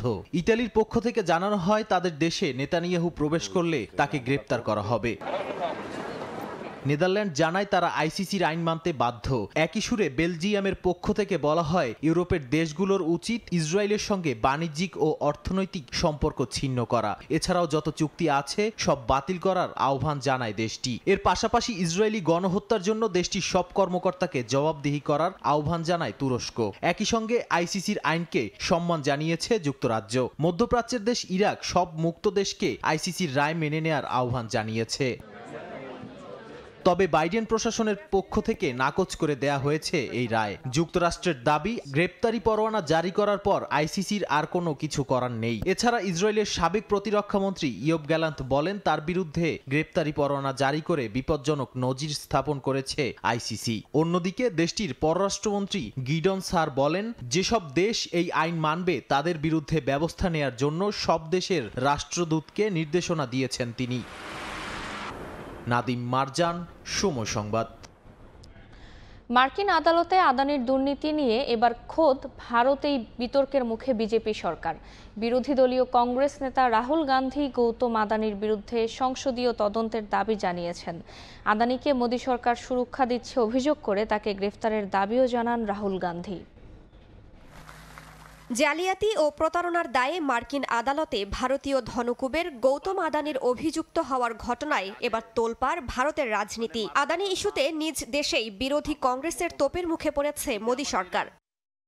যুক্তরাষ্ট্রে গৌতম আদানির জালিয়াতির বিষয়টি সামনে আসার পর এ নিয়ে তীব্র প্রতিক্রিয়া জানিয়েছেন বিরোধী দলীয় কংগ্রেস নেতা রাহুল গান্ধী। বৃহস্পতিবার সংবাদ সম্মেলনে বিজেপিকে এক হাত নেন রাহুল। আদানিকে মোদী সরকার সুরক্ষা দিচ্ছে বলে অভিযোগ তোলেন তিনি। বলেন, বিজেপি সরকারের অর্থ সংক্রান্ত সব বিষয় নিয়ন্ত্রণ করে আদানি, আর তাই মোদী সরকার চাইলেও আদানির বিরুদ্ধে কোনো পদক্ষেপ নিতে পারবে না বলে অভিযোগ রাহুলের। বিরোধী দলের নেতা হিসেবে লোকসভায় আদানির জালিয়াতির ইস্যুটি তুলে ধরার কথা জানান রাহুল গান্ধী। সেই সঙ্গে গৌতম আদানির বিরুদ্ধে সংসদীয় তদন্তেরও আহ্বান জানিয়ে তাকে গ্রেফতারের দাবি তোলেন তিনি। मेरी जिम्मेदारी है एज एलओपी বিরোধী দলের নেতা হিসেবে এই ইস্যুটি উত্থাপন করা আমাদের দায়িত্ব। প্রধানমন্ত্রী তাকে শতভাগ সুরক্ষা দিচ্ছেন। গৌতম আদানি দুর্নীতির মাধ্যমে ভারতের সম্পদ ভোগ দখল করছেন। তিনি বিজেপিকে সমর্থন দেন। আমরা বারবার এই ইস্যুতে কথা বলবো। আমরা একটি যৌথ সংসদীয় কমিটির পাশাপাশি আদানির গ্রেফতারের দাবি জানাচ্ছি। बीजेपी को पूरा समर्थन करते हैं, पूरा सपोर्ट देते हैं। এদিন সংবাদ সম্মেলনে প্রধানমন্ত্রী নরেন্দ্র মোদী ও গৌতম আদানি যতদিন একসঙ্গে থাকবে ততদিন ভারতে তারা সুরক্ষিত বলে মন্তব্য করেন রাহুল গান্ধী। पूरा फंडिंग स्ट्रक्चर। রাইসা জান্নাত, সময় সংবাদ। ঘূর্ণিঝড় কাইতেনের প্রভাবে ফ্রান্সে ভারী তুষারপাতে বিপর্যস্ত জনজীবন। দুর্যোগপূর্ণ আবহাওয়ায় দেশটির বিভিন্ন এলাকায় সতর্কতা জারি করা হয়েছে। পর্যটকদের জন্য সাময়িকভাবে বন্ধ করে দেওয়া হয়েছে আইফেল টাওয়ার। তবে পর্যটক সহ প্রবাসী বাংলাদেশিরা উপভোগ করছেন এ তুষারপাত। প্যারিস থেকে বিস্তারিত মোহাম্মদ লুৎফুর রহমান বাবুর রিপোর্টে। শুভ্র চাদরে ঢাকা চারপাশ, যেদিকে চোখ যায় বরফে ছেয়ে আছে সবকিছু। বিরামহীন তুষারপাতে দেখে গেছে ফ্রান্সের রাস্তাঘাট, যানবাহন সহ আশপাশের এলাকা। তুষারপাতে রাজধানী প্যারিসে 3 থেকে 5 সেন্টিমিটার এবং দেশটির বেলফুট অঞ্চলে 20 সেন্টিমিটার পর্যন্ত বরফ জমা হয়। ভারী তুষারপাতের কারণে পর্যটকদের জন্য বন্ধ করে দেয়া হয় আইফেল টাওয়ার। এছাড়া কয়েকশো কিলোমিটারের দীর্ঘ যানজটের সৃষ্টি হওয়ায় জনজীবনে নেমে আসে চরম দুর্ভোগ। বিদ্যুৎবিহীন হয়ে পড়েন 2 লাখেরও বেশি বাসিন্দা। ব্যাহত হয় বিমান ও রেল যোগাযোগ। এদিকে পর্যটক সহ প্রবাসী বাংলাদেশিরা উপভোগ করছেন এ তুষারপাত। আইফেল টাওয়ারে উঠতে না পারার আক্ষেপ থাকলেও তুষারপাতে উচ্ছ্বসিত ভ্রমণে আসা পর্যটকরা। And it's a little bit disappointing because we wanted to see the tower. So we're from Canada, so seeing all the snow reminds us of home. It's still really pretty and we're having a great day. Just wanted to see the Eiffel Tower. We're used to the cold weather, but yeah, it's been good. ফরাসিদের পাশাপাশি প্রবাসী বাংলাদেশিরও তুষারপাতে আনন্দ উদযাপন করেন। পর্যটক সহ অনেকের জন্যই এই তুষারপাত উৎসব ও আনন্দের কারণ হলেও দেশটির আশ্রয়হীন ও গৃহহীনদের জন্য তা চরম দুর্ভোগ আর কষ্টের। এদিকে আবহাওয়া বিভাগ জানিয়েছে এই তুষারপাত আরও অব্যাহত থাকবে, ফলে তাদের দুর্ভোগ আরও বাড়বে। মোহাম্মদ লুৎফুর রহমান বাবু, সময় সংবাদ, প্যারিস, ফ্রান্স। নির্বাচন সহ নানা কারণে নির্ধারিত সময়ে ফুটবল মৌসুম শুরু না করায় আর্থিক ক্ষতির মুখে পড়েছে ঘরোয়া লিগের ক্লাবগুলো। ক্যাম্পে বিদেশি ফুটবলারদের জন্য গুনতে হয়েছে বাড়তি বেতন। খরচ বাড়ার পাশাপাশি মধ্যবর্তী দলবদলেও জটিলতায় পড়ার শঙ্কায় ক্লাব কর্তারা। সময় মতো মৌসুম শেষ হওয়া নিয়েও আছে সংশয়। সব জেনেও দায়সারা উত্তর বাফুফের। আগামী বছর 31 মের মধ্যেই ফুটবল মৌসুম শেষ করার আশ্বাস পেশাদার লীগ কমিটির চেয়ারম্যান ইমরুল হাসানের। কথা ছিল 11ই অক্টোবর শুরু হবে 2024-25 ফুটবল মৌসুম, কিন্তু বরাবরের মতোই কথা দিয়ে রাখেনি বাফুফে। নির্বাচনের ডামাডোলে চাপা পড়ে যায় ঘরোয়া ফুটবল মৌসুমের হাকডাক। মাঠ সংকট ও পারিপার্শ্বিক নানা কারণ দেখিয়ে 1.5 মাস পিছিয়ে দেওয়া হয় ঘরোয়া ফুটবল। ফেডারেশন কর্তাদের নির্বাচন প্রীতির কারণে আর্থিক ক্ষতির মুখে পড়েছে ক্লাবগুলো। ক্যাম্পে বিদেশি ফুটবলারদের জন্য গুনতে হয়েছে বাড়তি বেতন। খেলা না থাকায় ছন্দ হারিয়ে ফেলেন ফুটবলাররাও। প্লেয়ারদের যে প্র্যাকটিস করার বা খেলার যে মন মানসিকতা থাকে সেই টেম্পোটা আসলে হারিয়ে যায়। একটা লং ডিস্টেন্সে কোনো ক্লিয়ার নেই, কনসেপ্ট নেই যে কখন আমাদের খেলাটা হবে। ফরেনগুলো আমরা আগে নিয়ে আসছি। ফরেন তো জানেন, ধরেন মান্থলি ওদের স্যালারি দিয়ে দিতে হবে, ওদের সাথে কোনো কথা নেই। আমরা ধরেন first league to last league পর্যন্ত, তো এই জন্য ফরেনটা একটু তাড়াতাড়ি আসলে ওদের ধরেন 1 মাস করে স্যালারিটা বেড়ে যায়। এখানে একটা খরচ আছে এবং থাকা করার একটা খরচ তো আছেই, এটা জানেন, যেহেতু লিগটা বড় হয়ে গেছে।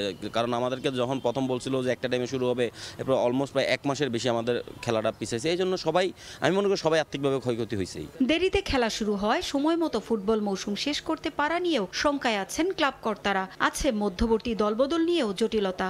ক্যালেন্ডার তো ধরতে পারবেন না, যে ক্যালেন্ডারে ছিল যেহেতু পিছাইছে প্রায় অলমোস্ট 1 মাস, তুলে তো আপনি নেক্সট উইন্ডো যে ক্যালেন্ডার এটা ধরতে পারবেন না, এটা তো সময় নষ্ট হয়েছে। প্লেয়ারগুলোকে নিয়ে আমরা একটা উইন্ডোতে তো যাওয়ার কথা ছিল, এখন উইন্ডোটা কিভাবে হবে, সেই উইন্ডোতে যেহেতু আমাদের জানুয়ারি মাসে উইন্ডোটা চলে আসবে, সেই ক্ষেত্রে তো আমাদের মিড টার্মের খেলা চলাকালীন মিড টার্মে যে উইন্ডোতে আমরা পড়ছি। সব জেনেও অবুঝ বাফুফে। রাজনৈতিক পট পরিবর্তনের কারণেই নাকি ফুটবল মৌসুম পিছিয়ে দিতে বাধ্য হয়েছে ফেডারেশন। তবে সমস্যার সমাধানও নাকি রাখা হয়েছে নতুন মৌসুমের ক্যালেন্ডারে। দেরি করে শুরু করলো, আমরা ফিকচারটুকু এমনভাবে তৈরি করেছি যে আগামী বছর আমাদের যে টার্গেটটুকু ছিল আন্তর্জাতিক উইন্ডোর সাথে ম্যাচ করে যেন রেজিস্ট্রেশনটা শুরু হতে পারে, আমাদের সেই দিক থেকে দৃষ্টি আছে এবং উইদিন 31 মে আমরা আমাদের সিজনটুকু শেষ করে ফেলবো, যার ফলে আন্তর্জাতিক উইন্ডোর সাথে আমরা সম্পর্ক রেখে পরবর্তী উইন্ডোগুলো শুরু করতে পারবো। আগামী বছর 31 মের মধ্যে ফুটবল মৌসুম শেষ করার আশ্বাস পেশাদার লীগ কমিটির। পারভিন আক্তার, সময় সংবাদ, ঢাকা। দেশের নারী ক্রিকেট প্রসঙ্গ। দীর্ঘ 16 মাস পর জাতীয় দলের জার্সি গায়ে তুলতে যাচ্ছেন অভিজ্ঞ ব্যাটসম্যান শারমিন আক্তার সুপ্তা। লম্বা বিরতিতে অভিজ্ঞ কোচ সালাউদ্দিনের অধীনে নিজের ব্যাটিং ঝালিয়ে নেয় আয়ারল্যান্ডের বিপক্ষে নিজের ফেরাটাকে রাঙাতে চান টাইগ্রেস ব্যাটার। আইরিশদের বিপক্ষে র্যাঙ্কিংয়ে এগিয়ে থাকায় এই সিরিজে জয়ের ব্যাপারে আত্মবিশ্বাসী টাইগ্রেস। আর সিরিজ আইসিসি উইমেন্স চ্যাম্পিয়নশিপের অংশ হওয়ায় সবগুলো ম্যাচেই জয়ের প্রত্যয় দলের। আগামী 27 নভেম্বর প্রথম ওয়ানডেতে মাঠে নামার আগে অনুশীলন করেছে বাংলাদেশ নারী ক্রিকেট দল। পাক্কা 16 মাস পর আবারও জাতীয় দলের জার্সি গায়ে তুলতে যাচ্ছেন টাইগ্রেস ব্যাটার শারমিন আক্তার সুপ্তা। দীর্ঘদিনের এই বিরতিতে যে নিজেকে ঝালিয়ে নিয়েছেন তা স্পষ্ট তার কথাতেই। আয়ারল্যান্ডের বিপক্ষে ওয়ানডে সিরিজ দিয়ে আবারও বাজিমাতের লক্ষ্য বাংলাদেশের প্রথম নারী সেঞ্চুরিয়ানের। র্যাঙ্কিংয়ে এগিয়ে আয়ারল্যান্ডের বিপক্ষে অতীত পরিসংখ্যানেও আছে স্বস্তির ছাপ। সুখস্মৃতি নিয়েই আইরিশদের বিপক্ষে ওয়ানডে সিরিজে মাঠে নামতে যাচ্ছে টাইগ্রেস বাহিনী। ঘরের মাঠে সবশেষ অস্ট্রেলিয়ার বিপক্ষে ওয়ানডে সিরিজ খেলে বাংলাদেশ নারী ক্রিকেট দল। শক্তিশালী অজিদের বিপক্ষে জয়ের সুখস্মৃতি না থাকলেও আইরিশদের বিপক্ষে নিজেদের সবটুকু উজাড় করে খেলার লক্ষ্য জ্যোতি বাহিনীর। কেননা আইসিসি উইমেন্স চ্যাম্পিয়নশিপের অংশ হয় সবগুলো ম্যাচ যে বেশ গুরুত্বপূর্ণ বাংলাদেশ দলের জন্য। আর সেজন্যই ঘরের মাঠে অনুশীলনে ব্যস্ত জ্যোতি, সুপ্তা, নাহিদারা। লম্বা বিরতির পর ওয়ানডে সিরিজ খেলতে নামার আগে অভিজ্ঞ ক্রিকেটারদের ফিরিয়েছে বাংলাদেশ নারী ক্রিকেট দল। দীর্ঘদিন পর ফিরেছেন জাহানারা আলম ও শারমিন আক্তার সুপ্তা। 4 পরিবর্তন এসেছে টাইগ্রেস স্কোয়াডে। দীর্ঘ বিরতির পর মাঠে নামলেও আইরিশদের বিপক্ষে আত্মবিশ্বাসী টাইগ্রেস। আয়ারল্যান্ডের চেয়ে এগিয়ে থাকলেও প্রতিপক্ষকে সমীহ করছে লাল সবুজ। নর্মালি তো আমরা ওদের থেকে র্যাঙ্কিংয়ে আগায় আছি, আর আমাদের মেয়েরা বেশ দীর্ঘদিন ধরে ক্রিকেটটা ভালো খেলছে। ওয়ানডে ক্রিকেটে আমরা টি20 থেকে আরো একটু বেশি ভালো। আইরিশদের সঙ্গে আমাদের যদি ওয়ানডে ক্রিকেটের রেকর্ডটা দেখেন, এটা হচ্ছে অনেকটাই বেশ ভালো। আমরা তো অনেকটাই আশাবাদী এবং সেই হিসেবে আমাদের প্রস্তুতিটা চলছে। শুধু দল নয়, নিজের প্রস্তুতিতেও সন্তুষ্ট শারমিন আক্তার সুপ্তা। কোচ সালাউদ্দিনের অধীনে নিজের ব্যাটিংটা যে উন্নতি এসেছে তা নিয়ে এই সিরিজে বড় অবদান রাখার প্রত্যয় এই টাইগ্রেস ব্যাটসম্যানের। অনেক বছর ধরেই তার সঙ্গে কাজ করছি, হয়তো সবসময় রেজাল্টটা আসে না। স্যারের অবশ্যই সে যে লেভেলের কোচ এবং যে ধরনের চিন্তাধারা তার কোচিং কেরিয়ার নিয়ে এবং অন দ্য ফিল্ডে তার যে ধরনের অ্যাক্টিভিটিস, এটা তো অবশ্যই বাংলাদেশ ক্রিকেটের জন্য এবং আমাদের সবার জন্যই একটা সুখবর। এবং সে যে কাজ করছে এটা আমাদের জন্য আসলেই কল্যাণকর। বাংলাদেশের নারীদের যে ভালো কিছু করার সক্ষমতা আছে তা নিয়ে আত্মবিশ্বাসী তারা। এছাড়াও আয়ারল্যান্ডের বিপক্ষে ওয়ানডে সিরিজ নারী ওয়ানডে বিশ্বকাপে সরাসরি খেলার টিকিট নিশ্চিত করার গুরুত্বপূর্ণ সমীকরণ হিসেবেও কাজ করবে বাংলাদেশ দলের জন্য। তাই কোনো রকম ভুল করতে চায় না দল। প্রত্যেকটা ম্যাচেই তো চাপের। আপনি যদি একটা ম্যাচ হেরে যান, আপনি হয়তো ওয়াশ আউট করতে পারবেন না। 2টা ম্যাচ হেরে গেলে সিরিজ জিততে পারবেন না। আসলে প্রত্যেকটা ম্যাচই ক্রিকেটের চাপ। তো এটা তো আছে যে আমাদেরকে 8 পয়েন্ট পেতে হবে এই 2টা সিরিজ থেকে। তো আমাদের কাছে আমরা প্রথমে আসলে আয়ারল্যান্ড টিমটাকে নিয়েই প্ল্যান করছি, যেহেতু সামনে এটা ওয়েস্ট ইন্ডিজ তো নেক্সট সিরিজ। তো ওইটার আগে আমরা আয়ারল্যান্ডটাই ফোকাস দিচ্ছি। আমাদের জন্য 3টা ম্যাচই আমাদের জন্য ইম্পর্টেন্ট যদি আমরা ওয়ানডে ক্রিকেটে ওয়ার্ল্ড কাপটা খেলতে যাই। আগামী 27 নভেম্বর আয়ারল্যান্ডের বিপক্ষে প্রথম ওয়ানডেতে মাঠে নামবে বাংলাদেশ দল। এরপর সিলেটে টি20 সিরিজ খেলবে লাল সবুজ। তাজিন খন্দকার, সময় সংবাদ। এ পর্যায়ে শীর্ষ সংবাদগুলো জানিয়ে দিচ্ছি আরেকবার। সংস্কার কাজে এখনও উপেক্ষিত শিক্ষা খাত, ভর্তি কারিকুলাম ও পাইলটিং নিয়ে জটিলতা, সমাধানে দ্রুত কমিশন গঠনের আহ্বান পরিকল্পনা আছে জানালেন প্রেস সচিব। সবসময় তো দাম বেড়েই যাচ্ছে, কমার তো কোনো দেখতেছি না। আমরা দোকানদার তো পাগল হয়ে দিতেছি, কাস্টমারের সাথে আমরা পাগল হয়ে দিতেছি। চড়া বাজারে স্বস্তির খোঁজে ক্রেতা, রমজানে শুল্ক করের বাড়তি বোঝার শঙ্কা, ছোলা ছাড়া কমেছে অন্য সব পণ্য আমদানি, এখনই উদ্যোগ নেয়ার পরামর্শ। এবং কথা দিয়েও রাখল না বাফুফে, নির্বাচনী ডামাডোলে 1.5 মাস পিছিয়েছে ঘরোয়া ফুটবল, সময়মতো মৌসুম শেষ হওয়া নিয়ে শঙ্কা, লোকসানের মুখে ক্লাবগুলো।